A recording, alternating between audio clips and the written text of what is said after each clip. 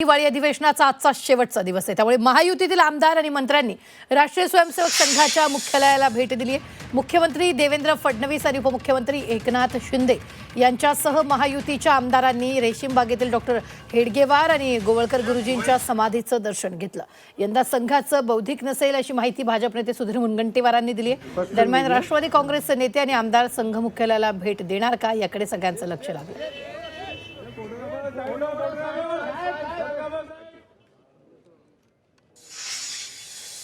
खरं तर स्वयंसेवक आणि प्रत्येक वेळेस आपण इथे येतात, आज पण पोहोचले, काय भावना आणि सगळ्यात महत्वाचं आज थोडे लवकर निघत आहे। नाही, लवकर निघत नाही आहे। आज त्यांनी शताब्दी महोत्सवामुळे बौद्धिक जे होतं ते आज नाही आहे। बौद्धिक नसल्याने आता दर्शन घेणं एवढाच कार्यक्रमाचा भाग आहे। तर याबाबत संजय शिरसाट यांच्याशी संवाद साधलाय आमचे प्रतिनिधी अमर काणे यांनी। खरं तर संघस्थानी आपण आले, गेल्या वेळेला पण आले होते, काय आज विचार घेऊन चालला?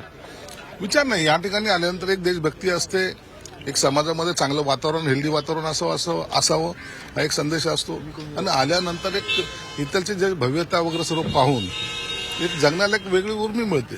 बाकी इतर काही जास्त काही बौद्धिक ते देत आहेत असं समजण्याचं काहीच कारण नाही। खरं तर हिंदुत्वाच्या विचारावर हे संपूर्ण सरकार आहे। 2 भिडू इथे संघस्थानावर आलेले आहेत, तुमचा तिसरा सहकारी इथे अनुपस्थित दिसतोय।